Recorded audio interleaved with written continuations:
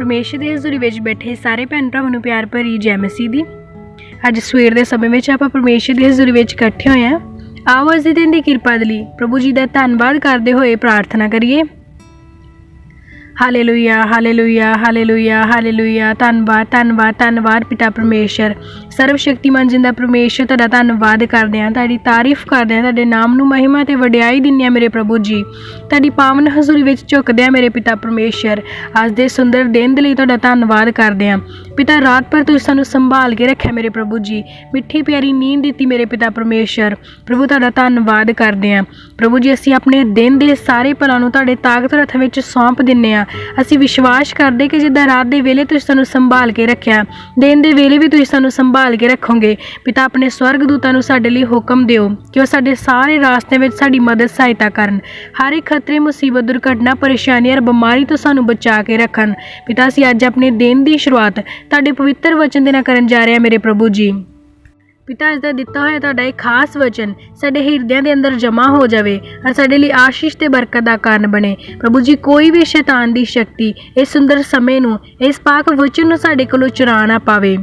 ਔਰ ਪ੍ਰਭੂ ਜੀ, ਜੋ ਵੀ ਜਨ ਇਸ ਪਾਕ ਵਚਨ ਨੂੰ ਸੁਣੇ ਉਹ ਤੁਹਾਡੇ ਨਾਮ ਵਿੱਚ ਵਾਧਾ ਔਰ ਤਰੱਕੀ ਕਰਦਾ ਜਾਵੇ। ਅਸੀਂ ਇਹ ਮੰਗਦੇ ਹਾਂ ਸਾਡੇ ਪ੍ਰਭੂ ਯਿਸੂ ਮਸੀਹ ਜੀ ਦੇ ਨਾਮ ਵਿੱਚ, ਆਮੀਨ। ਅੱਜ ਆਪਾਂ ਪਰਮੇਸ਼ਰ ਦੀ ਮਹਿਮਾ ਦੇ ਲਈ, ਵਿਸ਼ਵਾਸ ਨੂੰ ਵਧਾਉਣ ਦੇ ਲਈ ਵਰਤ ਦੇ ਸਮੇਂ ਹੋਏ ਵੱਡੇ ਕੰਮਾਂ ਦੀਆਂ ਗਵਾਹੀਆਂ ਨੂੰ ਸੁਣਾਂਗੇ। ਸਭ ਤੋਂ ਪਹਿਲੀ ਗਵਾਹੀ ਸਿਸਟਰ ਰੇਨੂ ਬਾਲਾ ਦੀ ਆ, ਜਿਨ੍ਹਾਂ ਦੀ ਉਮਰ 35 ਸਾਲ ਆ। ਸਿਸਟਰ ਦੱਸਦੇ ਨੇ ਕਿ ਉਹਨਾਂ ਦੇ ਪਿੰਡ ਦੇ ਵਿੱਚ ਕੋਈ ਅੰਕਲ ਸਨ ਜੋ ਕਾਫੀ ਬਿਮਾਰ ਸਨ ਔਰ ਹਸਪੀਟਲ ਦੇ ਵਿੱਚ ਐਡਮਿਟ ਸਨ। ਸਿਸਟਰ ਦੱਸਦੇ ਨੇ ਕਿ ਵਰਤ ਦੇ ਸਮੇਂ ਦੇ ਵਿੱਚ ਉਹਨਾਂ ਨੇ ਉਸ ਅੰਕਲ ਦੇ ਲਈ ਪ੍ਰਾਰਥਨਾ ਕੀਤੀ ਕਿ ਪਰਮੇਸ਼ਰ ਉਹਨਾਂ ਨੂੰ ਜਲਦੀ ਠੀਕ ਕਰਕੇ ਘਰ ਵਾਪਸ ਲੈ ਆਉਣ। ਔਰ ਉਹ ਕਹਿੰਦੇ ਨੇ ਕਿ ਵਰਤ ਦੇ ਵਿੱਚ ਹੀ ਉਹ ਅੰਕਲ ਬਿਲਕੁਲ ਠੀਕ ਹੋ ਕੇ ਘਰ ਵਾਪਸ ਆ ਗਏ।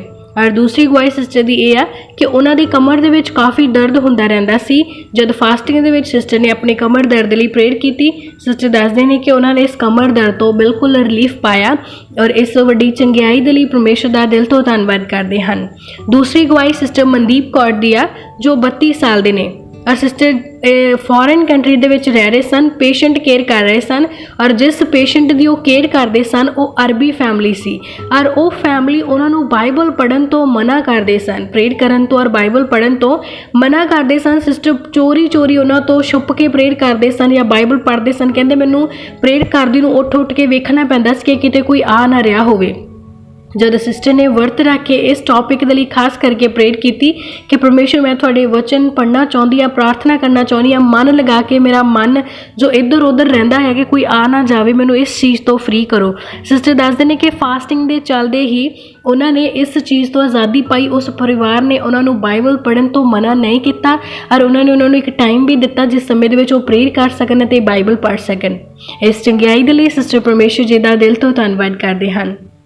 ਬਹੁਤ ਸਾਰੇ ਭੈਣ ਭਾਈ ਆ ਜੋ ਮਸੀਹ ਦੇ ਵਿੱਚ ਆਉਣ ਤੋਂ ਬਾਅਦ ਵੀ ਇਸ ਗੱਲ ਦਾ ਮਨ ਵਿੱਚ ਡਰ ਰੱਖਦੇ ਨੇ ਕਿ ਜੋ ਸਾਡੇ ਵੱਡੇ ਵਡੇਰੇ, ਜੋ ਸਾਡੇ ਪੁਰਖੇ ਮਰ ਗਏ ਹਨ, ਅਸੀਂ ਪਹਿਲਾਂ ਉਹਨਾਂ ਨੂੰ ਖਾਣਾ ਦਿੰਦੇ ਸੀ, ਉਹਨਾਂ ਨੂੰ ਕੱਪੜੇ ਦਿੰਦੇ ਸੀ, ਤਾਂ ਕੀ ਮਸੀਹ ਦੇ ਵਿੱਚ ਚੱਲਦੇ ਸਾਨੂੰ ਉਹਨਾਂ ਨੂੰ ਖਾਣਾ ਔਰ ਕੱਪੜੇ ਦੇਣਾ ਚਾਹੀਦਾ ਆ? ਬਹੁਤੇ ਇਹ ਸੋਚਦੇ ਨੇ ਔਰ ਬਹੁਤੇ ਅੱਜ ਵੀ ਇਸ ਗੱਲ ਦਾ ਡਰ ਰੱਖਦੇ ਨੇ ਔਰ ਕਹਿੰਦੇ ਨੇ ਕਿ ਸਾਨੂੰ ਸਾਡੇ ਪੁਰਖਿਆਂ ਨੂੰ ਖਾਣਾ ਦੇਣਾ ਚਾਹੀਦਾ, ਉਹਨਾਂ ਨੂੰ ਯਾਦ ਕਰਨਾ ਚਾਹੀਦਾ, ਉਹਨਾਂ ਨੂੰ ਕੱਪੜੇ ਦੇਣੇ ਚਾਹੀਦੇ ਆ। ਤਾਂ ਅੱਜ ਇਸ ਗੱਲ ਦਾ ਡਾਊਟ ਅਸੀਂ ਕਲੀਅਰ ਕਰਾਂਗੇ ਕਿ ਕੀ ਸਾਨੂੰ ਕਿਸੇ ਮਰੇ ਹੋਏ ਇਨਸਾਨ ਨੂੰ ਪੂਜਣਾ ਚਾਹੀਦਾ ਆ ਜਾਂ ਫਿਰ ਉਹਦੇ ਲਈ ਕੋਈ ਖਾਸ ਪਲੇਸ ਆਪਣੀ ਜ਼ਿੰਦਗੀ 'ਚ ਰੱਖਣਾ ਚਾਹੀਦਾ ਆ? ਤਾਂ ਉਹ ਜਾਣਨ ਦੇ ਲਈ ਅਸੀਂ ਵਚਨ 'ਚੋਂ ਪੜ੍ਹਾਂਗੇ ਉਪਦੇਸ਼ਕ ਦੀ ਪੋਥੀ 9 ਉਹਦੇ 10 ਨੰਬਰ ਆਇਤ ਨੂੰ। ਜਿਹੜਾ ਕੰਮ ਤੇਰੇ ਹੱਥ ਲੱਗਦਾ ਹੈ ਉਹ ਆਪਣੇ ਸਾਰੇ ਜ਼ੋਰ ਨਾਲ ਕਰ, ਕਿਉਂ ਜੋ ਪਤਾਲ ਵਿੱਚ ਜਿੱਥੇ ਤੂੰ ਜਾਂਦਾ ਹੈ ਉੱਥੇ ਨਾ ਕੋਈ ਕੰਮ, ਨਾ ਖਿਆਲ, ਨਾ ਗਿਆਨ, ਨਾ ਬੁੱਧ ਹੈ। ਹਾਲੇਲੂਇਆ। ਪਰਮੇਸ਼ਰ ਦਾ ਵਚਨ ਸਾਨੂੰ ਕੀ ਕਹਿੰਦਾ ਕਿ ਜਦ ਤੱਕ ਤੂੰ ਜਿਉਂਦਾ ਆ ਨਾ, ਉਨੀ ਦੇਰ ਤੱਕ ਤੂੰ ਜੋ ਵੀ ਕਰਨਾ ਚਾਹੁੰਦਾ ਆ ਕਰ ਲਾ। ਇਸ ਧਰਤੀ ਉੱਤੇ ਰਹਿੰਦੇ ਹੋਏ ਜਦ ਤੱਕ ਤੇਰੇ ਸਾਹ ਚੱਲ ਰਹੇ ਨੇ, ਤੂੰ ਜੋ ਕਰਨਾ ਚਾਹੁੰਦਾ ਆ ਕਰ ਲਾ। ਕਿਉਂਕਿ ਕਹਿੰਦਾ ਜਦੋਂ ਤੂੰ ਪਤਾਲ ਵਿੱਚ ਚਲਾ ਜਾਏਗਾ, ਜਦੋਂ ਤੂੰ ਮਰ ਜਾਏਗਾ, ਜਦੋਂ ਤੂੰ ਕਬਰ ਦੇ ਵਿੱਚ ਰੱਖ ਦਿੱਤਾ ਜਾਏਗਾ ਔਰ ਤੇਰੀ ਜਿਹੜੀ ਆਤਮਾ ਆ ਉਹ ਪਤਾਲ ਦੇ ਵਿੱਚ ਕੈਦ ਹੋ ਜਾਵੇਗੀ, ਤਾਂ ਕਹਿੰਦਾ ਉੱਥੇ ਨਾ ਕੋਈ ਕੰਮ, ਨਾ ਖਿਆਲ, ਨਾ ਗਿਆਨ ਅਤੇ ਨਾ ਹੀ ਬੁੱਧ ਆ। ਹਾਲੇਲੂਇਆ। ਇਹਦਾ ਮਤਲਬ ਅਸੀਂ ਕਲੀਅਰ ਸਮਝ ਰਹੇ ਹਾਂ ਕਿ ਜਦੋਂ ਅਸੀਂ ਮਰ ਜਾਂਦੇ ਹਾਂ, ਨਾ ਸਾਨੂੰ ਸਾਡੇ ਧਰਤੀ 'ਤੇ ਰਹਿਣ ਵਾਲਿਆਂ ਦਾ ਕੋਈ ਖਿਆਲ, ਨਾ ਸਾਨੂੰ ਗਿਆਨ ਰਹਿੰਦਾ, ਨਾ ਹੀ ਸਾਡੇ ਅੰਦਰ ਬੁੱਧ ਰਹਿੰਦੀ ਆ। ਔਰ ਇੱਕ ਬੁੱਧਹੀਨ ਪਰਸਨ ਕਿਸੇ ਹੋਰ ਪਰਸਨ ਦਾ ਭਲਾ ਨਹੀਂ ਕਰ ਸਕਦਾ। ਇੱਕ ਮਰਿਆ ਹੋਇਆ ਇਨਸਾਨ ਜਿਹੜਾ ਪਤਾਲ ਦੇ ਵਿੱਚ ਕੈਦ ਕਰਕੇ ਰੱਖ ਦਿੱਤਾ ਆ, ਉਹਦੀ ਆਤਮਾ ਉੱਥੋਂ ਬਾਹਰ ਨਹੀਂ ਆ ਸਕਦੀ, ਕਿਉਂਕਿ ਪਰਮੇਸ਼ਰ ਦਾ ਜੋ ਬੰਧਨ ਆ ਉਹ ਐਡਾ ਕੱਚਾ ਨਹੀਂ ਆ ਕਿ ਇੱਕ ਮਰਿਆ ਹੋਇਆ ਇਨਸਾਨ ਉਹ ਬਾਹਰ ਨਿਕਲ ਸਕੇ। ਉਹਦੀ ਆਤਮਾ ਜਿਹੜੀ ਪਰਮੇਸ਼ਰ ਦੇ ਕਬਜ਼ੇ 'ਚ ਆ, ਬਿਲਕੁਲ ਉਹਦੇ ਕੰਟਰੋਲ 'ਚ ਆ, ਉਹ ਆਪਣੀ ਮਰਜ਼ੀ ਨਾਲ ਬਾਹਰ ਆਵੇ ਔਰ ਤੁਹਾਨੂੰ ਕਵੇ ਕਿ ਮੈਂ ਤਾਂ ਨੰਗਾ ਫਿਰਦਾ, ਮੈਨੂੰ ਕੱਪੜੇ ਦਿਓ, ਮੈਂ ਤਾਂ ਭੁੱਖਾ ਫਿਰਦਾ, ਮੈਨੂੰ ਖਾਣਾ ਦਿਓ। ਕਿਉਂਕਿ ਉੱਥੇ ਬੁੱਧ, ਗਿਆਨ ਅਤੇ ਖਿਆਲ ਨਾਸ਼ ਹੋ ਜਾਂਦੇ ਆ। ਜੇ ਉਹਨਾਂ ਦੇ ਅੰਦਰ ਖਿਆਲ ਹੋਵੇ ਤਾਂ ਤੁਹਾਨੂੰ ਯਾਦ ਕਰਨ ਅਤੇ ਤੁਹਾਡੇ ਕੋਲੇ ਆਉਣ। ਜੇ ਉਹਨਾਂ ਨੂੰ ਇਸ ਗੱਲ ਦਾ ਗਿਆਨ ਹੋਵੇ ਕਿ ਸਾਡਾ ਕੌਣ ਆ, ਉੱਤੇ ਕਿਹੜਾ ਰਹਿ ਗਿਆ ਆ, ਜਾਂ ਮੇਰੇ ਬੱਚੇ ਆ, ਮੇਰਾ ਘਰ ਪਰਿਵਾਰ ਆ, ਫੇਰ ਹੀ ਉਹ ਤੁਹਾਡੇ ਕੋਲੇ ਆਉਣ। ਜੇ ਉਹਨਾਂ ਦੇ ਅੰਦਰ ਬੁੱਧ ਰਵੇ, ਯਾਦਾਸ਼ਤ ਰਵੇ, ਜੇ ਉਹ ਸਮਝ ਰਵੇ, ਜੇ ਇੰਨੀ ਉਹਨਾਂ ਨੂੰ ਖੁੱਲ੍ਹ ਮਿਲੇ ਤਾਂ ਇੰਨੇ ਸਰੀਰ ਫਿਰਦੇ ਉਹ ਕਿਸੇ 'ਚ ਵੀ ਵੜ ਕੇ ਉਹ ਤਾਂ ਫਿਰ ਤੋਂ ਜਿੰਦਾ ਹੋ ਜਾਣ। ਉਹਦਾ ਮੂੰਹੋਂ ਬੋਲਣ ਕਿ ਮੈਂ ਫਲਾਣਾ ਬੰਦਾ ਆ ਅਤੇ ਮੈਂ ਤਾਂ ਆਪਣੇ ਘਰੇ ਜਾਣਾ ਆ ਅਤੇ ਮੈਂ ਉਹਨਾਂ ਦੇ ਵਿੱਚ ਹੀ ਰਹਿਣਾ ਆ, ਮੈਂ ਇਸ ਸਰੀਰ ਨੂੰ ਨਹੀਂ ਛੱਡਣਾ। ਅਜਿਹਾ ਕਦੇ ਹੋਇਆ? ਬਹੁਤ ਸਾਰੇ ਲੋਕ ਵੇਖੇ ਆ ਜਿਹੜੇ ਕਹਿੰਦੇ ਆ ਕਿ ਮੈਂ ਫਲਾਣੇ ਦੀ ਦੁਸ਼ਟ ਆਤਮਾ ਆ, ਮੈਂ ਇਹਨੂੰ ਨਾਲ ਲੈ ਕੇ ਜਾਣਾ ਆ। ਉਹ ਕਿਸੇ ਓਪਰੇ ਵਿੱਚ ਵੜ ਜਾਂਦੇ ਆ, ਪਰ ਉਹ ਤੁਹਾਡੇ ਆਪਣੇ 'ਚ ਕਿਉਂ ਨਹੀਂ ਵੜਦੇ? ਜੇ ਉਹ ਤੁਹਾਡੇ ਆਪਣੇ ਆ, ਤੁਹਾਨੂੰ ਇੰਨਾ ਹੀ ਪਿਆਰ ਕਰਦੇ ਆ। ਅਗਰ ਕਿਸੇ ਦਾ ਬਜ਼ੁਰਗ ਬਾਪ ਮਰਿਆ, ਉਹ ਆਪਣੇ ਪੁੱਤਰ ਵਿੱਚ ਆ ਕੇ ਕਿਉਂ ਨਹੀਂ ਵੜਦਾ? ਕਿਉਂ ਨਹੀਂ ਕਹਿੰਦਾ ਵੀ ਮੈਂ ਤਾਂ ਇਹਦੇ 'ਚ ਰਹੂੰਗਾ, ਨਾਲੇ ਇਹਦੇ ਸਰੀਰ ਵਿੱਚ ਮੈਂ ਸਾਰੀ ਦੁਨੀਆ ਵੀ ਦੇਖਦਾ ਰਵਾਂਗਾ, ਨਾਲੇ ਵਧੀਆ ਤੋਂ ਵਧੀਆ ਕੱਪੜੇ ਪਾਵੇਗਾ। ਮੇਰਾ ਸਰੀਰ ਤਾਂ ਬਜ਼ੁਰਗ ਸੀ, ਮੇਰਾ ਪੁੱਤਰ ਤਾਂ ਜਵਾਨ ਆ, ਮੈਂ ਇਹਦੇ 'ਚ ਹੀ ਰਹਿ ਲੈਣਾ ਆ। ਅਗਰ ਕਿਸੇ ਆਤਮਾ ਨੂੰ ਇੰਨਾ ਅਧਿਕਾਰ ਹੋਵੇ ਕਿ ਮਰਨ ਤੋਂ ਬਾਅਦ ਆਪਦੀ ਮਰਜ਼ੀ ਇੱਛਾ ਨਾਲ ਜਿੱਥੇ ਵੀ ਘੁੰਮੇ, ਜਿੱਥੇ ਉਹਦਾ ਦਿਲ ਕਰਦਾ ਘੁੰਮੇ, ਆਪਦੀ ਮਰਜ਼ੀ ਦੇ ਕੱਪੜੇ ਪਾਵੇ, ਆਪਣੇ ਘਰ ਪਰਿਵਾਰ 'ਚ ਜਾਵੇ ਅਤੇ ਮਰਜ਼ੀ ਦਾ ਖਾਣਾ ਖਾਵੇ, ਤਾਂ ਫਿਰ ਉਹ ਕਾਹਦਾ ਮਰਿਆ? ਕੀ ਪਰਮੇਸ਼ਰ ਦਾ ਸਿਸਟਮ ਇੰਨਾ ਵਿਗੜਿਆ ਹੋਇਆ ਆ? ਇੱਕ ਸਕੂਲ ਦੇ ਵਿੱਚ ਅਸੀਂ ਬੱਚੇ ਦੀ ਐਡਮਿਸ਼ਨ ਕਰਾਉਂਦੇ ਆ, ਉਹ ਟੀਚਰਸ ਉਹਨੂੰ ਰੂਮ ਦੇ ਵਿੱਚੋਂ ਬਾਹਰ ਜਾਣ ਲਈ ਵੀ ਪਰਮਿਸ਼ਨ ਮੰਗਣ ਨੂੰ ਕਹਿੰਦੇ ਆ। ਜੋ ਬਾਥਰੂਮ ਜਾਂਦਾ ਉਹਦਾ ਇੱਕ ਟਾਈਮ ਹੁੰਦਾ ਕਿ ਇੰਨੇ ਸਮੇਂ ਤੱਕ ਉਹ ਨਹੀਂ ਆਇਆ ਤਾਂ ਉਹਦੀ ਪੁੱਛ ਪੜਤਾਲ ਕੀਤੀ ਜਾਂਦੀ, ਔਰ ਉਹਨੂੰ ਸਕੂਲ ਦੇ ਗੇਟ ਵਿੱਚੋਂ ਤਾਂ ਬਿਲਕੁਲ ਵੀ ਬਾਹਰ ਨਹੀਂ ਕੱਢਿਆ ਜਾਂਦਾ। ਅਤੇ ਜੇ ਅਸੀਂ ਇਨਸਾਨ ਹੋ ਕੇ ਇੰਨਾ ਵਧੀਆ ਡਿਸਿਪਲਿਨ ਬਣਾ ਸਕਦੇ ਹਾਂ, ਤਾਂ ਕੀ ਸਾਨੂੰ ਲੱਗਦਾ ਕਿ ਜਿਹੜਾ ਪਰਮੇਸ਼ਰ ਆ ਉਹਦਾ ਡਿਸਿਪਲਿਨ ਇੰਨਾ ਮਾੜਾ ਆ ਕਿ ਮਰੇ ਹੋਏ ਲੋਕ ਆਪਦੀ ਮਰਜ਼ੀ ਦੇ ਨਾਲ ਆਪਣੇ ਘਰਾਂ 'ਚ ਜਾਣ, ਉੱਥੋਂ ਕੱਪੜੇ ਲੈਣ, ਖਾਣਾ ਲੈਣ ਅਤੇ ਮਜ਼ੇ ਕਰਨ? ਮਰੇ ਹੋਏ ਨੂੰ ਇਹ ਖਾਣੇ ਦੀ, ਕੱਪੜੇ ਦੀ ਨਹੀਂ ਜ਼ਰੂਰਤ, ਕਿਉਂਕਿ ਖਾਣਾ, ਕੱਪੜੇ ਇਹ ਸਰੀਰ ਦੀ ਜ਼ਰੂਰਤ ਆ।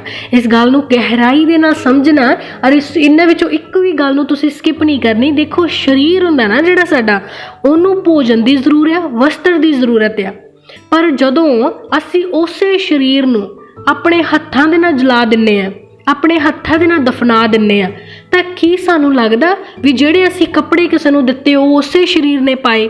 ਉਹ ਤਾਂ ਸਰੀਰ ਖਤਮ ਹੋ ਗਿਆ ਨਾ। ਅਸੀਂ ਜਦੋਂ ਮਸੀਹ 'ਚ ਨਹੀਂ ਸੀ, ਸਾਡੇ ਤੋਂ ਇਸ ਤੋਂ ਪਹਿਲਾਂ ਦੇ ਜੋ ਪੁਰਖੇ ਸੀ ਸਾਰੇ ਅਸੀਂ ਜਲਾਏ ਆ, ਅਤੇ ਜਿਹਦਾ ਸਰੀਰ ਹੀ ਜਲ ਗਿਆ ਉਹ ਕੱਪੜੇ ਕਿੱਥੋਂ ਪਾ ਲਏਗਾ? ਕੀ ਆਤਮਾ ਨੂੰ ਅਸੀਂ ਕੱਪੜੇ ਪਵਾ ਸਕਦੇ ਹਾਂ? ਦੁਸ਼ਟ ਆਤਮਾਵਾਂ ਇੰਨੀਆਂ ਕੁ ਜ਼ਿਆਦਾ ਧਰਤੀ 'ਤੇ ਫਿਰਦੀਆਂ ਨੇ ਨਾ, ਜੇ ਹਰ ਇੱਕ ਮਰਿਆ ਹੋਇਆ ਬੰਦਾ ਕੱਪੜੇ ਪਾ ਕੇ ਫਿਰੇ ਤਾਂ ਫਿਰ ਕੱਪੜੇ ਤਾਂ ਸੰਸਾਰਿਕ ਆ ਨਾ। ਆਤਮਾ ਭਾਵੇਂ ਨਹੀਂ ਦਿਖਦੀ ਸਾਨੂੰ, ਤਾਂ ਚੱਲਦੇ ਫਿਰਦੇ ਕੱਪੜੇ ਨਜ਼ਰ ਆਉਣ ਕਿ ਆਤਮਾਵਾਂ ਨੇ ਕੱਪੜੇ ਪਾਏ ਹੋਏ ਨੇ। ਆਤਮਾ ਦਾ ਕੋਈ ਰੂਪ, ਕੋਈ ਆਕਾਰ, ਕੋਈ ਕੁਛ ਨਹੀਂ ਹੁੰਦਾ। ਉਹ ਇੱਕਦਮ ਹਵਾ ਦੀ ਤਰ੍ਹਾਂ ਹੁੰਦੀਆਂ, ਔਰ ਉਹ ਆਤਮਾਵਾਂ ਨਹੀਂ ਹੁੰਦੀਆਂ ਜਿਹੜੇ ਮਰ ਗਏ ਉਹਨਾਂ ਦੀਆਂ। ਉਹ ਦੁਸ਼ਟ ਆਤਮਾਵਾਂ ਹੁੰਦੀਆਂ ਜਿਹੜੀਆਂ ਸਾਡੇ ਮਰਿਆ ਹੋਇਆਂ ਦਾ ਰੂਪ ਲੈ ਕੇ ਸਾਨੂੰ ਭਰਮਾਉਣ ਦੇ ਲਈ ਆਉਂਦੀਆਂ ਆ। ਕਈਆਂ ਨੂੰ ਸੁਪਨੇ ਵਿੱਚ ਦਿਖਾਈ ਦਿੰਦਾ ਕਿ ਸਾਡਾ ਬਜ਼ੁਰਗ ਆ ਜੀ, ਉਹ ਨੰਗਾ ਫਿਰਦਾ, ਉਹ ਮੈਨੂੰ ਕਹਿੰਦਾ ਵੀ ਸਾਨੂੰ ਚੱਪਲਾਂ ਦਿਓ, ਮੇਰੇ ਪੈਰ ਨੰਗੇ ਨੇ, ਮੈਨੂੰ ਕੱਪੜੇ ਦਿਓ। ਕਿ ਸੁਪਨੇ ਵਿੱਚ ਉਹ ਆਇਆ ਅਤੇ ਸਾਨੂੰ ਇੱਦਾਂ ਕਿਹਾ। ਇਹ ਸਭ ਦੇ ਸਭ ਕੰਮ ਦੁਸ਼ਟ ਦੇ ਆ, ਕਿਉਂਕਿ ਉਹ ਸਾਨੂੰ ਭਰਮਾਉਣਾ ਚਾਹੁੰਦਾ, ਸਾਨੂੰ ਸੱਚ ਦੇ ਰਾਹ ਤੋਂ ਬਹਿਕਾਉਣਾ ਚਾਹੁੰਦਾ ਆ। ਉਹ ਚਾਹੁੰਦਾ ਕਿ ਅਸੀਂ ਵਿਅਰਥ ਦੇ ਵਹਿਮਾਂ ਭਰਮਾਂ ਦੇ ਵਿੱਚ ਪਏ ਰਹੀਏ। ਪਰ ਸਾਡਾ ਪਰਮੇਸ਼ਰ ਦੇਖੋ ਸਾਨੂੰ ਕਿੰਨਾ ਪ੍ਰੇਮ ਕਰਦਾ ਆ। ਉਹਨੇ ਹਰ ਇੱਕ ਗੱਲ ਨੂੰ ਸਾਡੇ ਸਾਹਮਣੇ ਕਲੀਅਰ ਕਰਕੇ ਰੱਖਿਆ ਆ। ਉਹ ਕਹਿੰਦਾ ਪਤਾਲ ਦੇ ਵਿੱਚ ਜਿੱਥੇ ਤੁਸੀਂ ਉਤਰ ਗਏ ਨਾ, ਉੱਥੋਂ ਨਹੀਂ ਤੁਸੀਂ ਵਾਪਸ ਆ ਸਕਦੇ। ਨਾ ਤੁਸੀਂ ਉੱਥੇ ਕੋਈ ਕੰਮ ਕਰਨਾ ਆ, ਨਾ ਤੁਹਾਨੂੰ ਧਰਤੀ ਦਾ ਖਿਆਲ ਰਹਿੰਦਾ ਆ, ਨਾ ਤੁਹਾਨੂੰ ਆਪਣਿਆਂ ਬਾਰੇ ਕੋਈ ਗਿਆਨ ਰਹਿੰਦਾ ਆ, ਨਾ ਆਪਣਿਆਂ ਦੀਆਂ ਕੋਈ ਯਾਦਾਂ, ਨਾ ਬੁੱਧ ਰਹਿੰਦੀ ਆ। उस समय तुसी एक सुत्ती हुई आत्मा, वो आत्मा एकदम सौ जाती उत्थे।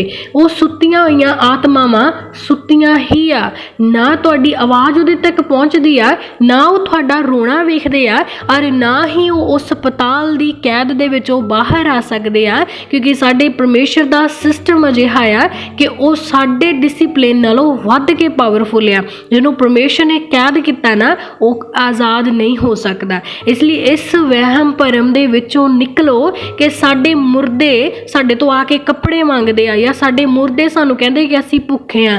वो तुहाडे अपने नहीं आ, वो तुहानू बहकाउण दे लई, तुहानू भरमाउण दे लई तुहाडे अपणिਆਂ दा रूप लैके जरूर आ रहे आ, पर वो शैतानी आत्मा आ, वो दुष्ट आत्मा आ। उन्हां नू डांटो और बोलो कि तुसीं साडे नहीं आ, तुहाडा साडे नाल कोई संबंध नहीं आ, तुसीं इस संसार विचों नाश कर दिते गए आ, इसलिए साडे कोले ना आओ, क्योंकि साडे कोले परमेश्वर दे दूत वास करदे, और असीं मसीह सच दे अते जिउंदे परमेश्वर ते विश्वास करदे आ। हालेलुया। नैक्सट वचन चो देखांगे उपदेशक दी पोथी 9 ਉਹਦੇ 5 नंबर अध्याय ਨੂੰ। ਜਿਉਂਦੇ ਤਾਂ ਜਾਣਦੇ ਹਨ ਕਿ ਅਸੀਂ ਮਰਾਂਗੇ, ਪਰ ਮਰੇ ਹੋਏ ਕੁਝ ਵੀ ਨਹੀਂ ਜਾਣਦੇ, ਅਤੇ ਉਹਨਾਂ ਦੇ ਲਈ ਹੋਰ ਕੋਈ ਫਲ ਨਹੀਂ, ਕਿਉਂ ਜੋ ਉਹਨਾਂ ਦਾ ਚੇਤਾ ਮਿਟ ਗਿਆ ਹੈ। ਹਾਲੇਲੂਇਆ। देखो एक वचन ने, दूसरा वचन भी सानू की कहता कि जेड़ा बंदा मर गया उनका चेता मिट गया आ, उहदियां यादां मिट गईयां आ, उन्हों नहीं पता कि मेरा पुत्र सी, मेरे पोते सी, मेरे दोते सी, मेरी पत्नी सी, मेरे बच्चे सी, उन्हों किसी दी भी याद नहीं आ। उहदी सारी यादाश्त क्लीन हो चुकी आ, ਉਹਨੂੰ ਬਿਲਕੁਲ ਉਹਦੇ ਦਿਮਾਗ ਨੂੰ ਖਾਲੀ ਕਰ ਦਿੱਤਾ ਗਿਆ, ਔਰ ਉਹ ਸੌਂ ਚੁੱਕਾ ਆ। ਉਹਦੀ ਆਤਮਾ ਇਹ ਨਹੀਂ ਕਿ ਇੱਧਰ ਉੱਧਰ ਭਟਕਦੀ ਫਿਰਦੀ ਆ, ਇਹ ਨਹੀਂ ਕਿ ਪਰਮੇਸ਼ਰ ਨੇ ਮਰਨ ਤੋਂ ਬਾਅਦ ਸਰੀਰ ਛੱਡ ਗਏ ਤੇ ਉਹਨਾਂ ਨੂੰ ਕਹਿ ਦਿੱਤਾ ਵੀ ਤੁਸੀਂ ਇਹ ਸਰੀਰ ਨੂੰ ਤਾਂ ਛੱਡ ਹੀ ਆਏ ਆ, ਤਾਂ ਹੁਣ ਤੁਸੀਂ ਇੱਥੇ ਧਰਤੀ ਤੇ ਆਰਾਮ ਨਾਲ ਘੁੰਮ ਸਕਦੇ ਆ। ਔਰ ਜੇ ਪਰਮੇਸ਼ਰ ਨੇ ਉਹਨਾਂ ਨੂੰ ਧਰਤੀ ਤੇ ਹੀ ਘੁੰਮਣ ਲਈ ਛੱਡਣਾ ਹੁੰਦਾ, ਧਰਤੀ ਦੇ ਕੱਪੜੇ ਤੇ ਧਰਤੀ ਦੇ ਹੀ ਭੋਜਨ ਦੇਣੇ ਹੁੰਦੇ, ਫਿਰ ਉਹਨੂੰ ਜਿੰਦਾ ਹੀ ਰੱਖ ਲੈਂਦਾ। ਜੇ ਉਹਨਾਂ ਨੂੰ ਮਰਨ ਤੋਂ ਬਾਅਦ ਵੀ ਭੋਜਨਾਂ ਦੀ ਲੋੜ ਪੈਂਦੀ, ਵਸਤਰਾਂ ਦੀ ਲੋੜ ਪੈਂਦੀ, ਤਾਂ ਫਿਰ ਉਹਨਾਂ ਨੂੰ ਮਾਰਨ ਦੀ ਕੀ ਜ਼ਰੂਰਤ ਸੀ। ਜੇ ਪਰਮੇਸ਼ਰ ਚਾਹੁੰਦਾ ਵੀ ਜਾਓ ਤੁਸੀਂ ਆਪਣੇ ਘਰਦਿਆਂ ਤੋਂ ਸੇਵਾ ਕਰਵਾਓ, ਤੁਹਾਡੀਆਂ ਮਟੀਆਂ ਬਣਾ ਦੇਣ, ਤੁਹਾਨੂੰ ਜਠੇਰਿਆਂ ਦੇ ਹਿਸਾਬ ਨਾਲ ਪੂਜਣ ਲੱਗ ਜਾਣ, ਤੁਹਾਨੂੰ ਆਪਣੇ ਪੁਰਖੇ ਸਮਝ ਲੈਣ ਔਰ ਸਮਝਣ ਕਿ ਤੁਸੀਂ ਸਾਡੇ ਘਰ 'ਚ ਸ਼ਾਂਤੀ ਤੇ ਸੁੱਖ ਲਿਆਉਂਦੇ ਹੋ, ਫਿਰ ਪ੍ਰਭੂ ਯਹੋਵਾ ਇਹ ਨਾ ਕਹਿੰਦਾ ਕਿ ਧਰਤੀ ਦੇ ਉੱਤੇ ਯੀਸ਼ੂ ਨਾਮ ਤੋਂ ਬਿਨਾਂ ਹੋਰ ਕੋਈ ਨਾਮ ਨਹੀਂ ਦਿੱਤਾ ਗਿਆ ਜਿਹਦੇ 'ਚ ਅਸੀਂ ਮੰਗ ਸਕਦੇ ਹਾਂ। वचन ने सानू क्लीयर दसिया आ, कहता यीशु नाम तो बिना धरती उत्ते होर कोई नाम नहीं आ जिहदे विच असीं मंग सकदे आ, क्योंकि जिहड़े मर गए ने उन्हां दे चेते मिट चुके आ। कहता जिहड़ा जिउंदा आ उहनूं तां पता है मैं मरांगा ते मैं हजे काम की कर सकदा, पर जिहड़ा मर गया उहनूं नहीं पता मैं कित्थे पिया, मैं किहनूं छड्ड आया, कौन मेरे लिए रोंदा आ, कपड़े की ने, भोजन की आ, या मैं किसी का भला कर सकदा। वो जिहड़ा मर गया वो की किसी का भला करेगा, जो अपनी जान नहीं बचा सकिया। जिउंदी जान ते जदों जिउंदा सी स्वर्गदूत उहनूं लैण आए, या फिर जो भी लैके जांदा मरन वालियां नूं वो लैण आया, ਤਾਂ ਉਹਦੇ ਤੋਂ ਤਾਂ ਉਹ ਬਚ ਨਹੀਂ ਸਕਿਆ, ਜਿਉਂਦਾ ਹੋਇਆ। ਤਾਂ ਜਦੋਂ ਉਹ ਮਰ ਹੀ ਗਿਆ, ਉਹਦਾ ਸਰੀਰ ਹੀ ਖਤਮ ਹੋ ਗਿਆ, ਉਦੋਂ ਉਹ ਸਾਡੇ ਲਈ ਕੀ ਫਲ ਲੈ ਕੇ ਆਵੇਗਾ। सानू इस गल चों निकलना पवेगा कि मरिया होया कोई भी साडा फायदा नहीं कर सकता। हालेलुया। नैक्सट वचन चो देखेंगे जबूर 6 दी 5 नंबर आयत नूं, क्यों जो मौत तो बाद तेरा सिमरन नहीं, पताल विच कौन तेरा धन्नवाद करेगा। हालेलुया। वचन सानू की कहंदा कि मौत तो बाद वो तां परमेश्वर नूं भी याद नहीं कर सकते। मरण तो बाद ਜਿਹੜੇ ਰੱਬ ਨੇ ਉਹਨਾਂ ਨੂੰ ਕੈਦ ਕਰ ਦਿੱਤਾ, ਜਿਹੜੇ ਰੱਬ ਨੇ ਉਹਨਾਂ ਨੂੰ ਆਪਣੇ ਬੰਧਨ ਵਿੱਚ ਬੰਨ੍ਹ ਲਿਆ ਕਿ ਤੋਂ ਬਾਹਰ ਨਹੀਂ ਜਾ ਸਕਦੇ, ਕਹਿੰਦਾ ਮਰਨ ਤੋਂ ਬਾਅਦ ਤਾਂ ਉਹ ਪਰਮੇਸ਼ਰ ਨੂੰ ਵੀ ਨਹੀਂ ਯਾਦ ਕਰ ਸਕਦੇ, ਪ੍ਰਭੂ ਦਾ ਧੰਨਵਾਦ ਨਹੀਂ ਕਰ ਸਕਦੇ, ਆਪਣੇ ਗੁਨਾਹਾਂ ਲਈ ਤੌਬਾ ਨਹੀਂ ਕਰ ਸਕਦੇ। ਜਿਉਂਦੀ ਜਾਨ ਤੇ ਧੰਨਵਾਦ ਵੀ ਆ, ਸਿਮਰਨ ਵੀ ਆ, ਤੌਬਾ ਵੀ ਆ, ਪਰ ਮਰਨ ਤੋਂ ਬਾਅਦ ਨਾ ਤੌਬਾ ਆ, ਨਾ ਸਿਮਰਨ ਆ, ਨਾ ਧੰਨਵਾਦ ਆ, ਨਾ ਕੋਈ ਸਮਝ ਆ, ਨਾ ਗਿਆਨ ਆ, ਨਾ ਬੁੱਧ ਆ, ਨਾ ਖਿਆਲ ਆ, ਨਾ ਸੋਚ ਆ, ਨਾ ਕੰਮ ਆ, कुछ भी नहीं आ। मरण तो बाद सिर्फ एक नींद आ, एक बड़ी शांत नींद आ, एक आत्मा की वो नींद आ जिथे वो सुते होणगे। वचन च तुसीं पढ़िया सी कि जदों अंत दा समा आवेगा, जिहड़े सदियां तो सुते पए ने पताल दे विच वो उठाए जाणगे। ਇਹ ਅੰਤਕਾਲ ਦੇ ਨਿਸ਼ਾਨਾਂ 'ਚ ਲਿਖਿਆ ਕਿ ਜਿਹੜੇ ਮਰੇ ਹੋਏ ਨੇ ਸਦੀਪਕ ਸਦਾ ਦੀ ਨੀਂਦ ਵਿੱਚ ਸੁੱਤੇ ਪਏ ਨੇ ਉਹ ਉਠਾਏ ਜਾਣਗੇ। ਔਰ ਜਦੋਂ ਅਸੀਂ ਸੁੱਤੇ ਹੁੰਦੇ ਆ ਨਾ, ਸਮਟਾਈਮ ਅਸੀਂ ਬਹੁਤ ਗਹਿਰੀ ਨੀਂਦ 'ਚ ਸੁੱਤੇ ਹੁੰਦੇ, ਤਾਂ ਜੇ ਸਾਡੇ ਘਰ ਦੇ ਵਿੱਚ ਕੋਈ ਬਾਹਰਲੇ ਗੇਟ ਵਿੱਚ ਖੜਾ ਆਵਾਜ਼ਾਂ ਵੀ ਮਾਰਦਾ ਹੋਵੇ, ਸਾਨੂੰ ਉਸ ਵੇਲੇ ਖਬਰ ਨਹੀਂ ਹੁੰਦੀ। ਬੇਸ਼ੱਕ ਅਸੀਂ ਸਿਰਫ ਸੁੱਤੇ ਹੀ ਹੁੰਦੇ ਆ। ਤੇ ਅਸੀਂ ਕਈ ਵਾਰ ਬਹੁਤੇ ਅਜਿਹੇ ਹੁੰਦੇ ਜਿਨ੍ਹਾਂ ਦੀ ਨੀਂਦ ਬਹੁਤ ਜ਼ਿਆਦਾ ਗਹਿਰੀ ਹੁੰਦੀ ਆ, ਉਹਨਾਂ ਨੂੰ ਨਹੀਂ ਪਤਾ ਲੱਗਦਾ ਕਿ ਕੋਈ ਆਵਾਜ਼ ਮਾਰ ਰਿਹਾ। ਜਦੋਂ ਅਸੀਂ ਜਿਉਂਦੇ ਹੋਏ ਆ, ਸਾਡੇ ਕੋਲ ਸਰੀਰ ਵੀ ਹੈਗਾ, ਸਾਡੇ ਕੋਲ ਹੱਕ ਵੀ ਹੈਗਾ, ਅਸੀਂ ਸੁਣ ਵੀ ਸਕਦੇ ਹਾਂ, ਸਮਝ ਵੀ ਆ, ਬੁੱਧ ਵੀ ਆ, ਗਿਆਨ ਵੀ ਆ, ਤੇ ਜਦੋਂ ਸਾਨੂੰ ਸੁੱਤਿਆਂ ਹੋਇਆਂ ਨੂੰ ਪਤਾ ਨਹੀਂ ਲੱਗਦਾ ਕਿ ਸਾਡੇ ਗੇਟ 'ਚ ਕੋਈ ਆਵਾਜ਼ ਮਾਰ ਰਿਹਾ, ਤਾਂ ਜਿਨ੍ਹਾਂ ਦਾ ਸਰੀਰ ਵੀ ਹੈ ਨਹੀਂ, ਬੁੱਧ ਵੀ ਹੈ ਨਹੀਂ, ਖਿਆਲ ਵੀ ਹੈ ਨਹੀਂ, ਗਿਆਨ ਵੀ ਹੈ ਨਹੀਂ, ਤਾਂ ਉਹ ਕਿੱਦਾਂ ਜਾਣੇਗਾ ਕਿ ਮੈਨੂੰ ਕੋਈ ਰੋ ਰਿਹਾ, ਮੈਨੂੰ ਕੋਈ ਆਵਾਜ਼ਾਂ ਮਾਰ ਰਿਹਾ, ਮੈਨੂੰ ਕੋਈ ਯਾਦ ਕਰ ਰਿਹਾ। ਉਹ ਕੱਪੜੇ ਖਾਣਾ ਤਾਂ ਕੀ ਹੀ ਮੰਗੇਗਾ ਸਾਡੇ ਤੋਂ। ਸਾਡੇ ਪੁਰਖੇ ਸਾਨੂੰ ਪਰੇਸ਼ਾਨ ਨਹੀਂ ਕਰਦੇ। ਕਿਸੇ ਇਨਸਾਨ ਦੀ ਆਤਮਾ ਆ ਕੇ, ਮਰੇ ਹੋਏ ਦੀ ਆਤਮਾ ਆ ਕੇ ਕਿਸੇ ਨੂੰ ਪਰੇਸ਼ਾਨ ਨਹੀਂ ਕਰਦੀ। ਉਹ ਸਿਰਫ ਦੁਸ਼ਟ ਦੀ ਆਤਮਾ ਆ ਜਿਹੜੀ ਸਾਨੂੰ ਬਹਿਕਾ ਜਾਂਦੀ, ਆ ਕੇ ਸਾਨੂੰ ਭਰਮਾ ਜਾਂਦੀ, ਕਿਉਂਕਿ ਅਸੀਂ ਇਮੋਸ਼ਨਲੀ ਅਟੈਚ ਹੁੰਦੇ ਉਸ ਪਰਸਨ ਦੇ ਨਾਲ। ਸਾਨੂੰ ਇਹ ਲੱਗਦਾ ਕਿ ਉਹ ਸਾਡਾ ਹੀ ਆ, ਪਰ ਉਹ ਸਿਰਫ ਸ਼ੈਤਾਨੀ ਚਾਲ ਆ। ਕਹਿੰਦਾ ਜਿਹੜਾ ਦਿਲ ਤੋਂ ਸੋਚਦਾ ਸ਼ੈਤਾਨ ਉਹਦੇ ਦਿਲ ਤੇ ਵਾਰ ਕਰਦਾ। ਇਸ ਲਈ ਸ਼ੈਤਾਨ ਦੇ ਨਾਲ ਦਿਮਾਗ ਲਾਉਣਾ ਸ਼ੁਰੂ ਕਰੋ। ਔਰ ਦਿਮਾਗ ਲਾਉਣ ਦੇ ਲਈ ਸਾਨੂੰ ਵਚਨਾਂ ਦਾ ਜ਼ਰੂਰ ਪਤਾ ਹੋਣਾ ਚਾਹੀਦਾ। ਔਰ ਜੇ ਸਾਨੂੰ ਵਚਨਾਂ ਦਾ ਪਤਾ ਨਾ ਹੋਵੇ, ਅਸੀਂ ਆਸਾਨੀ ਦੇ ਨਾਲ ਸ਼ੈਤਾਨ ਦੀਆਂ ਗੱਲਾਂ 'ਚ ਫਸ ਜਾਵਾਂਗੇ।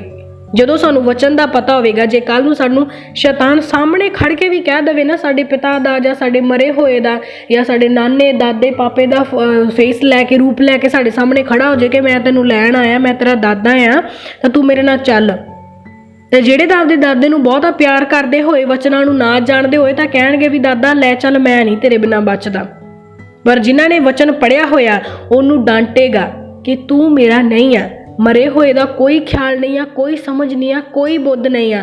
ਤੂੰ ਇੱਕ ਦੁਸ਼ਟ ਆਤਮਾ ਆ, ਔਰ ਤੂੰ ਮੇਰੇ ਪੈਰਾਂ ਥੱਲੇ ਕੁਚਲਿਆ ਹੋਇਆ, ਤੂੰ ਹਾਰਿਆ ਹੋਇਆ, ਤੂੰ ਸ਼ਰਮਿੰਦਾ ਆ। ਇਸ ਲਈ ਮੇਰੇ ਕੋਲੋਂ ਦਫਾ ਹੋ ਜਾ, ਚਲਾ ਜਾ ਮੇਰੇ ਕੋਲੋਂ, ਨਹੀਂ ਤਾਂ ਮੈਂ ਪਵਿੱਤਰ ਆਤਮਾ ਦੀ ਅੱਗ ਨੂੰ ਮੰਗਾਵਾਂਗਾ। ਕਿਉਂਕਿ ਪ੍ਰਭੂ ਨੇ ਕਿਹਾ ਤੂੰ ਬੋਲੇਗਾ, ਸ਼ੈਤਾਨ ਨੂੰ ਤੂੰ ਡਾਂਟੇਗਾ, ਸ਼ੈਤਾਨ ਤੇਰੇ ਕੋਲੋਂ ਚਲਾ ਜਾਵੇਗਾ, ਤਾਂ ਤੂੰ ਇੱਥੇ ਹੀ ਖੜਾ ਭਸਮ ਹੋ ਜਾਏਗਾ। ਜੇ ਮੈਂ ਬੋਲਾਂਗਾ, ਪਵਿੱਤਰ ਅੱਗ ਉਤਰੇਗੀ ਔਰ ਤੂੰ ਭਸਮ ਹੋ ਜਾਏਗਾ। ਇਸ ਤੋਂ ਚੰਗਾ ਕਿ ਤੂੰ ਮੇਰੇ ਕੋਲੋਂ ਦੂਰ ਹੋ ਜਾ, ਤਾਂ ਉਹ ਸੱਚਮੁੱਚ ਚਲਾ ਜਾਵੇਗਾ। ਜੇ ਉਹ ਤੁਹਾਡਾ ਆਪਣਾ ਹੋਵੇਗਾ ਤਾਂ ਉਹ ਤੁਹਾਡੇ ਕੋਲੇ ਖੜਾ ਰਹੇਗਾ। ਉਹ ਕਹੇਗਾ ਕਿ ਕੋਈ ਨਹੀਂ, ਤੂੰ ਜਲਾ ਦੇ, ਮੈਂ ਤੇਰਾ ਆਪਣਾ ਆ, ਮੈਨੂੰ ਕੁਛ ਨਹੀਂ ਹੋਏਗਾ।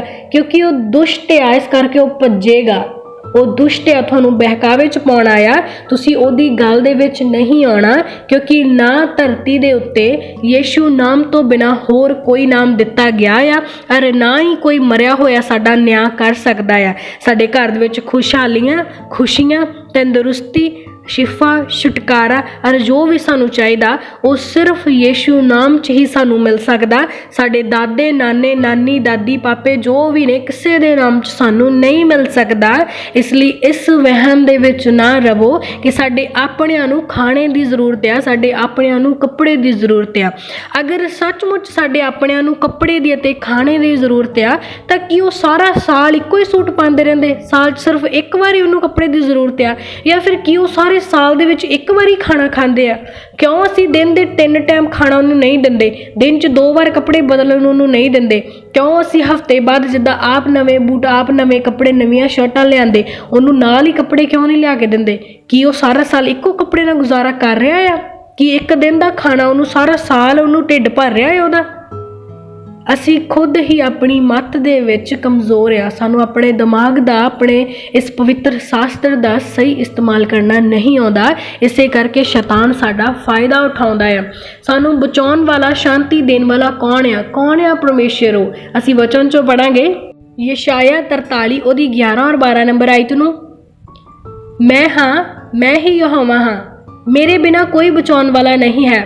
ਮੈਂ ਹੀ ਦੱਸਿਆ, ਮੈਂ ਹੀ ਬਚਾਇਆ, ਮੈਂ ਹੀ ਸੁਣਾਇਆ, ਨਾ ਕਿ ਤੁਹਾਡੇ ਵਿੱਚ ਕਿਸੇ ਓਪਰੇ ਦੇਵਤੇ ਨੇ। ਤੁਸੀਂ ਮੇਰੇ ਗਵਾਹ ਹੋ। ਯਹੋਵਾ ਦਾ ਵਾਕ ਹੈ ਅਤੇ ਮੈਂ ਹੀ ਪਰਮੇਸ਼ਰ ਹਾਂ। ਹਾਲੇਲੂਇਆ। ਪ੍ਰਭੂ ਦਾ ਵਚਨ ਸਾਨੂੰ ਕੀ ਦੱਸਦਾ? ਕਹਿੰਦਾ ਮੈਂ ਹਾਂ, ਮੈਂ ਯਹੋਵਾ ਹਾਂ। ਕਹਿੰਦਾ ਸਿਰਫ ਮੈਂ ਹੀ ਬਚਾਉਣ ਵਾਲਾ ਆ।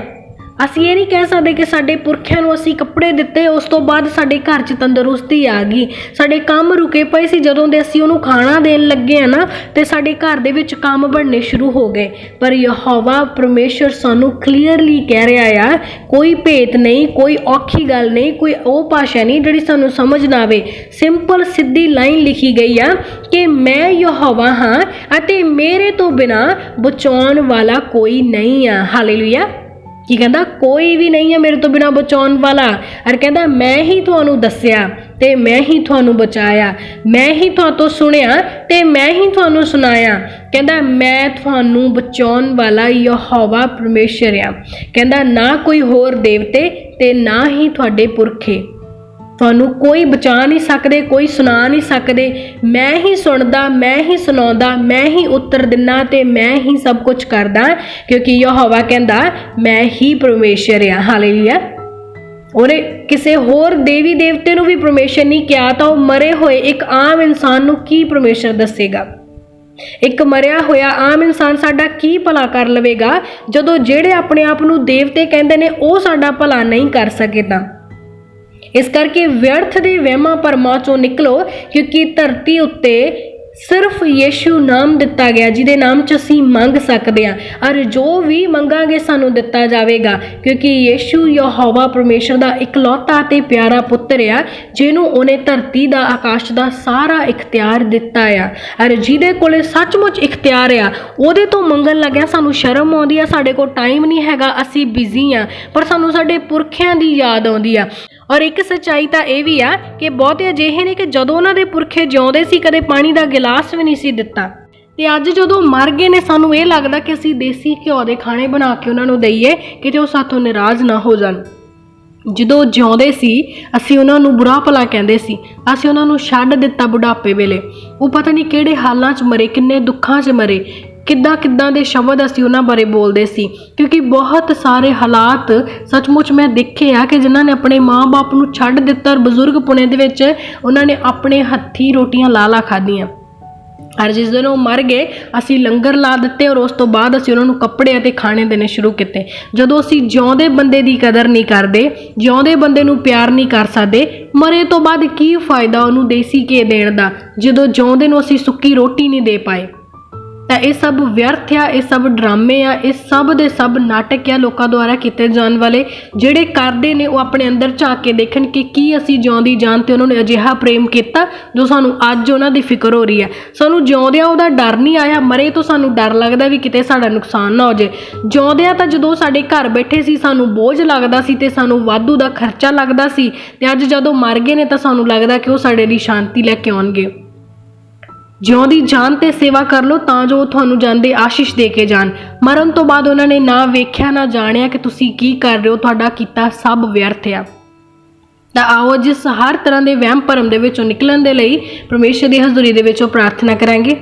Hallelujah, hallelujah, hallelujah, hallelujah, hallelujah, hallelujah, hallelujah. ਧੰਨਵਾਦ, ਧੰਨਵਾਦ, ਧੰਨਵਾਦ, ਧੰਨਵਾਦ, ਧੰਨਵਾਦ ਕਰਦੇ ਮਹਾਨ ਪਿਤਾ ਪਰਮੇਸ਼ਰ, ਸੈਨਾ ਦੇ ਪ੍ਰਭੂ ਯਹੋਵਾ, ਤੁਹਾਡੀ ਪਵਿੱਤਰ ਹਜ਼ੂਰੀ ਅੱਗੇ ਝੁਕਦੇ ਆ ਪ੍ਰਭੂ ਜੀ, ਤੁਹਾਡੇ ਨਾਮ ਨੂੰ ਮਹਿਮਾ ਤੇ ਵਡਿਆਈ ਦਿੰਦੇ ਹੋਏ ਖੁਦਾਵੰਦ ਅੱਜ ਦੀ ਸਵੇਰ ਦੇ ਲਈ ਤੁਹਾਡਾ ਦਿਲ ਤੋਂ ਧੰਨਵਾਦ ਕਰਦੇ। ਖੁਦਾਵੰਦ ਸੱਚਮੁੱਚ ਤੁਸੀਂ ਪਵਿੱਤਰ, ਸ਼ੁੱਧ, ਆਜ਼ਾਦ ਅਤੇ ਦਇਆ ਕਰਨ ਵਾਲੇ ਪਰਮੇਸ਼ਰ ਹੋ, ਤੁਸੀਂ ਸ਼ੁੱਧ ਕਰਨ ਵਾਲੇ ਹੋ, ਚੰਗਿਆ ਕਰਨ ਵਾਲੇ। ਖੁਦਾਵੰਦ ਧੰਨਵਾਦ ਕਰਦੇ ਮਹਾਨ ਪਿਤਾ ਪਰਮੇਸ਼ਰ ਕਿ ਬਹੁਤ ਸਾਰੇ ਜਨ ਸੀ ਜੋ ਅੱਜ ਦੇ ਦਿਨ ਨੂੰ ਨਾ ਦੇਖ ਸਕੇ, ਪਰ ਤੁਸੀਂ ਸਾਨੂੰ ਜੀਵਤਾਂ ਦੀ ਧਰਤੀ ਉੱਤੇ ਜੀਵਿਤ ਰੱਖਿਆ, ਆਪਣੇ ਹੱਥਾਂ ਦੇ ਵਿੱਚ ਸੰਭਾਲਿਆ, ਆਪਣੇ ਲਹੂ ਦੇ ਵਿੱਚ ਕਵਰ ਕੀਤਾ, ਆਪਣੇ ਸ਼ਿਫਾ ਛੁਟਕਾਰੇ ਤੇ ਆਜ਼ਾਦੀ ਨੂੰ ਸਾਡੇ ਲਈ ਭੇਜਿਆ। ਪ੍ਰਭੂ ਜੀ ਤੁਹਾਡੇ ਸੱਜੇ ਔਰ ਫਤਿਹਮੰਦ ਹੱਥ ਦੇ ਲਈ, ਰਾਤ ਭਰ 'ਚ ਦਿੱਤੀ ਮਿੱਠੀ ਪਿਆਰੀ ਨੀਂਦ ਦੇ ਲਈ, ਔਰ ਅੱਜ ਦੇ ਇਹਨਾਂ ਅਨਮੋਲ ਸਾਹਾਂ ਦੇ ਲਈ ਤੁਹਾਡਾ ਦਿਲ ਤੋਂ ਧੰਨਵਾਦ ਕਰਦੇ। ਖੁਦਾਵੰਦ ਸ਼ੁਕਰ ਕਰਦੇ ਹਾਂ ਅੱਜ ਦੇ ਇਹਨਾਂ ਖਾਸ ਅਤੇ ਅਨਮੋਲ ਵਚਨਾਂ ਦੇ ਲਈ ਪਿਤਾ ਪਰਮੇਸ਼ਰ, ਜੋ ਅੱਜ ਦੇ ਅਨਮੋਲ ਵਚਨ ਤੁਸੀਂ ਸਾਡੀ ਜ਼ਿੰਦਗੀ 'ਚ ਦਿੱਤੇ ਪਰਮੇਸ਼ਰ ਪਿਤਾ, ਔਰ ਸੱਚਮੁੱਚ ਗਿਆਨ ਸਾਨੂੰ ਦਿੱਤਾ ਪਿਤਾ, ਸਾਡੀਆਂ ਅੱਖਾਂ ਨੂੰ ਚਾਨਣ ਦਿੱਤਾ, ਔਰ ਤੁਸੀਂ ਸਾਨੂੰ ਦੱਸਿਆ ਪ੍ਰਭੂ ਜੀ ਕਿ ਪਤਾਲ ਦੇ ਵਿੱਚ ਨਾ ਖਿਆਲ, ਨਾ ਗਿਆਨ, ਨਾ ਬੁੱਧ ਆ, ਨਾ ਕੋਈ ਕੰਮ ਆ, ਇਸ ਲਈ ਜਿਉਂਦੀ ਜਾਣਦੇ ਹੁੰਦਿਆਂ ਜੋ ਤੁਹਾਤੋਂ ਹੁੰਦਾ ਉਹ ਕਰੋ। ਖੁਦਾਵੰਦ ਸਾਡੀ ਮਦਦ ਕੀਤੀ, ਸਹਾਇਤਾ ਕੀਤੀ, ਸਾਡੇ ਲਈ ਚੰਗਿਆਈ, ਸ਼ਿਫਾ ਛੁਟਕਾਰੇ, ਚਾਨਣ ਔਰ ਆਜ਼ਾਦੀ ਦੇ ਵਚਨ ਦਿੱਤੇ ਪਿਤਾ ਪਰਮੇਸ਼ਰ, ਤੁਹਾਡਾ ਦਿਲ ਤੋਂ ਧੰਨਵਾਦ ਕਰਦੇ ਹਾਂ। ਖੁਦਾਵੰਦ ਸੱਚਮੁੱਚ ਹਨੇਰੇ ਦੀਆਂ ਸ਼ਕਤੀਆਂ ਨੇ ਹਨੇਰੇ ਦੇ ਵਿੱਚ ਸਾਨੂੰ ਲਪੇਟਣ ਦੀ ਕੋਸ਼ਿਸ਼ ਕੀਤੀ, ਸਾਨੂੰ ਵਲਣ ਦੀ ਕੋਸ਼ਿਸ਼ ਕੀਤੀ, ਸਾਨੂੰ ਛਲਣ ਦੀ ਕੋਸ਼ਿਸ਼ ਕੀਤੀ, ਪਰ ਤੁਸੀਂ ਹਰ ਛਲ ਤੋਂ ਸਾਨੂੰ ਬਚਾਉਣ ਦੇ ਲਈ ਆਪਣੇ ਜੀਵਤ ਅਤੇ ਆਜ਼ਾਦ ਕਰਨ ਵਾਲੇ ਵਚਨ ਸਾਨੂੰ ਦਿੱਤੇ ਪਿਤਾ ਪਰਮੇਸ਼ਰ। ਸੱਚਮੁੱਚ ਤੁਸੀਂ ਵਚਨ ਦੇ ਵਿੱਚ ਕਿਹਾ ਆ ਕਿ ਜਿਉਂਦੇ ਤਾਂ ਜਾਣਦੇ ਨੇ ਕਿ ਉਹ ਮਰਨਗੇ, ਪਰ ਮਰੇ ਹੋਇਆਂ ਨੂੰ ਕੋਈ ਗਿਆਨ ਕੋਈ ਫਲ ਨਹੀਂ, ਕਿਉਂਕਿ ਉਹਨਾਂ ਦਾ ਚੇਤਾ ਮਿਟਾ ਦਿੱਤਾ ਗਿਆ ਆ। ਧੰਨਵਾਦ ਕਰਦੇ ਮਹਾਨ ਪਿਤਾ ਪਰਮੇਸ਼ਰ, ਤਾਂ ਜੋ ਤੁਸੀਂ ਸਾਨੂੰ ਵਿਅਰਥ ਦੇ ਵਹਿਮਾਂ ਭਰਮਾਂ ਤੋਂ ਆਜ਼ਾਦ ਕੀਤਾ, ਤੁਸੀਂ ਸਾਨੂੰ ਫ੍ਰੀ ਕੀਤਾ ਪਿਤਾ ਪਰਮੇਸ਼ਰ। ਤੁਸੀਂ ਸਾਨੂੰ ਦੱਸਿਆ ਕਿ ਪਤਾਲ ਦੇ ਵਿੱਚ ਨਾ ਸਿਮਰਨ ਨਾ ਹੀ ਧੰਨਵਾਦ ਹੁੰਦਾ ਆ। ਬਹੁਤ ਸਾਰੇ ਭੈਣ ਭਾਈ ਪਿਤਾ ਪਰਮੇਸ਼ਰ ਜੋ ਵਿਅਰਥ ਦੇ ਵਹਿਮਾਂ ਭਰਮਾਂ 'ਚ ਫਸੇ ਹੋਏ ਨੇ, ਜੋ ਮਰਿਆ ਹੋਇਆਂ ਨੂੰ ਪੂਜਦੇ ਨੇ ਤੇ ਪੁਰਖਿਆਂ ਦੀ ਸੇਵਾ ਕਰਨ ਦੇ ਵਿੱਚ ਵਿਸ਼ਵਾਸ ਰੱਖਦੇ ਨੇ ਖੁਦਾਵੰਦ, ਜੋ ਮਰ ਚੁੱਕੇ ਨੇ ਪਿਤਾ ਪਰਮੇਸ਼ਰ ਉਹਨਾਂ ਦੇ ਅੱਗੇ ਦੁਹਾਈ ਦਿੰਦੇ ਨੇ, ਉਹਨਾਂ ਦਾ ਡਰ ਭੈ ਮੰਨਦੇ ਨੇ। ਪਰ ਪਰਮੇਸ਼ਰ ਪਿਤਾ ਉਸ ਹਰ ਇੱਕ ਭੈਣ ਭਾਈ ਦੇ ਦਿਮਾਗ ਦੇ ਉੱਤੇ ਆਪਣਾ ਕਬਜ਼ਾ ਵਾਸ ਕੰਟਰੋਲ ਕਰੋ, ਵਿਅਰਥ ਦੀਆਂ ਸੋਚਾਂ ਦੇ ਵਿੱਚ ਉਹਨਾਂ ਨੂੰ ਬਾਹਰ ਕੱਢੋ ਪਿਤਾ ਪਰਮੇਸ਼ਰ, ਤਾਂ ਜੋ ਉਹ ਮਰਿਆ ਹੋਇਆਂ ਦਾ ਡਰ ਭੈ ਨਹੀਂ, ਪਰ ਯਹੋਵਾ ਪਰਮੇਸ਼ਰ ਦੇ ਡਰ ਅਤੇ ਭੈ ਦੇ ਵਿੱਚ ਚੱਲਣ ਵਾਲੇ ਹੋ ਜਾਣ। ਕਿਉਂਕਿ ਸੱਚਮੁੱਚ ਤੁਸੀਂ ਵਚਨ ਦੇ ਵਿੱਚ ਕਿਹਾ ਆ ਕਿ ਮੈਂ ਹੀ ਯਹੋਵਾ ਹਾਂ, ਮੈਂ ਹੀ ਪਰਮੇਸ਼ਰ ਹਾਂ। ਖੁਦਾਵੰਦ ਜਦ ਸਭ ਕੁਝ ਦੇਣ ਵਾਲੇ ਤੁਸੀਂ ਹੋ, ਆਸ਼ੀਸ਼ ਦੇਣ ਵਾਲੇ ਤੁਸੀਂ ਹੋ ਪਿਤਾ, ਬਚਾਉਣ ਵਾਲੇ ਤੁਸੀਂ ਹੋ, ਸੁਣਨ ਵਾਲੇ ਤੁਸੀਂ ਹੋ ਤੇ ਉੱਤਰ ਦੇਣ ਵਾਲੇ ਤੁਸੀਂ ਹੋ ਖੁਦਾਵੰਦ, ਤਾਂ ਅਸੀਂ ਕਿਸੇ ਹੋਰ ਦੇ ਅੱਗੇ ਮੰਗਣਾ ਛੱਡ ਦਈਏ ਪ੍ਰਭੂ ਜੀ। ਸਾਡਾ ਬੋਲਣਾ, ਸਾਡਾ ਪੁਕਾਰਨਾ, ਸਾਡਾ ਮੰਗਣਾ ਸਿਰਫ ਤੁਹਾਡੇ ਸਾਹਮਣੇ ਹੋਵੇ ਪਿਤਾ। ਸਾਡਾ ਹੱਥ ਉਠਾਉਣਾ, ਸਾਡਾ ਪੁਕਾਰਨਾ ਅਤੇ ਸਾਡਾ ਸਿਰ ਝੁਕਾਇਆ ਜਾਣਾ ਸਿਰਫ ਤੁਹਾਡੇ ਸਾਹਮਣੇ ਹੋਵੇ ਪਿਤਾ ਪਰਮੇਸ਼ਰ। ਅਸੀਂ ਕਿਸੇ ਮਰੇ ਹੋਏ ਨੂੰ ਨਾ ਪੂਜੀਏ, ਮਰੇ ਹੋਇਆਂ ਨੂੰ ਨਾ ਰੌਸ਼ਨ ਕਰੀਏ, ਮਰਿਆ ਹੋਇਆਂ ਦੇ ਅੱਗੇ ਵਿਅਰਥ ਦੀ ਬੀਨ ਨਾ ਵਜਾਈਏ ਪਿਤਾ, ਪਰ ਅਸੀਂ ਆਪਣੇ ਸ਼ਬਦਾਂ ਦੀ ਭੇਟ ਤੁਹਾਡੀ ਪਵਿੱਤਰ ਹਜ਼ੂਰੀ 'ਚ ਲੈ ਕੇ ਆਈਏ। ਸਾਡੇ ਚੜਾਵੇ ਤੁਹਾਡੀ ਹਜ਼ੂਰੀ 'ਚ ਚੜਾਏ ਜਾਣ ਪਿਤਾ ਪਰਮੇਸ਼ਰ। ਸਾਡਾ ਬੋਲਣਾ, ਸਾਡਾ ਮੰਗਣਾ ਯੀਸ਼ੂ ਨਾਮ ਦੇ ਵਿੱਚ ਹੋਵੇ ਪਿਤਾ ਪਰਮੇਸ਼ਰ, ਕਿਉਂਕਿ ਤੁਸੀਂ ਵਚਨ ਦੇ ਵਿੱਚ ਕਿਹਾ ਕਿ ਜੋ ਯੀਸ਼ੂ ਨਾਮ ਦੇ ਵਿੱਚ ਮੰਗੇਗਾ ਉਹਨੂੰ ਦਿੱਤਾ ਜਾਵੇਗਾ। ਅੱਜ ਪੂਰੇ ਘਰਾਂ ਪਰਿਵਾਰਾਂ ਨੂੰ ਤੁਹਾਡੇ ਹੱਥਾਂ ਦੇ ਵਿੱਚ ਸੌਂਪਦੇ ਪਿਤਾ, ਵਿਅਰਥ ਦੇ ਵਹਿਮਾਂ ਭਰਮਾਂ ਦੇ ਵਿੱਚੋਂ ਆਜ਼ਾਦ ਕਰਦੇ ਹੋਏ ਪ੍ਰਭੂ ਜੀ, ਇਹਨਾਂ ਦੀ ਆਸ਼ੀਸ਼, ਬਰਕਤ, ਲੰਬੀ ਉਮਰ, ਤੰਦਰੁਸਤੀ ਨੂੰ ਸਵਰਗ ਰਾਜ ਦੇ ਵਿੱਚੋਂ ਰਿਲੀਜ਼ ਕਰਦੇ ਹੋਏ ਪਰਮੇਸ਼ਰ ਪਿਤਾ, ਇਸ ਪ੍ਰਾਰਥਨਾ ਨੂੰ ਤੁਹਾਡੇ ਸਾਮਰਥੀ ਨਾਮ ਦੇ ਵਿੱਚ ਮੰਗਦੇ ਹਾਂ। ਆਮੀਨ, ਆਮੀਨ, ਆਮੀਨ।